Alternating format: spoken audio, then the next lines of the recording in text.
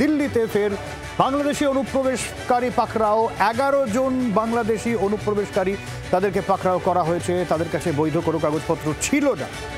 মহিপালপুর এলাকা থেকে পুলিশের জালে এই 11 জন অনুপ্রবেশকারী, এমনটাই পুলিশ সূত্রে খবর। রাজীব আমাদের প্রতিনিধি আমাদের সঙ্গে রয়েছেন। রাজীব, কি আপডেট পাওয়া যাচ্ছে এখনো পর্যন্ত? দেখো, বাংলাদেশের বেশ কয়েকজন বাসিন্দা তারা দিল্লিতে ছিলেন, তাদের ভিসার মেয়াদ শেষ হয়ে গিয়েছিল, তা সত্ত্বেও তারা দিল্লিতে রয়ে গিয়েছিলেন। তাদের পুলিশ আটক করে এবং তারপর আইনি প্রক্রিয়ায় তাদেরকে বাংলাদেশে ফেরত পাঠানো হয়েছে। গোপন সূত্রে খবর পেয়ে দিল্লির একটি দক্ষিণ পশ্চিম দিল্লির মহিপালপুর এলাকায় একটি হোটেলে অভিযান চালায় পুলিশ, এবং পুলিশের দক্ষিণ পশ্চিম ডিভিশনের অ্যান্টি স্ন্যাচিং সেল তারা এই অভিযানটি চালায় এবং সেখানেই সন্দেহভাজন 11 জনের পরিচয়পত্র খতিয়ে দেখা হয়। তাদের বাংলাদেশি বলে চিহ্নিত করা হয় এবং জানা যায় যে তাদের ভিসা নিয়ে, তারা ট্যুরিস্ট ভিসা নিয়ে ভারতে এসেছিলেন, কিন্তু ভিসার মেয়াদ দীর্ঘদিন শেষ হয়ে গেলেও তারা রয়ে গিয়েছেন। সেক্ষেত্রে তারা অবৈধভাবে থাকছিলেন, সেই কারণেই তাদের ফেরত পাঠানো হয়েছে।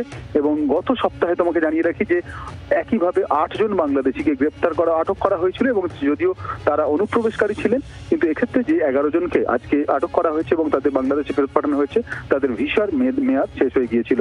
এর আগে দিল্লির বসন্তকুঞ্জ এলাকা থেকে 8 জনকে পাঠানো হয়েছে বাংলাদেশে।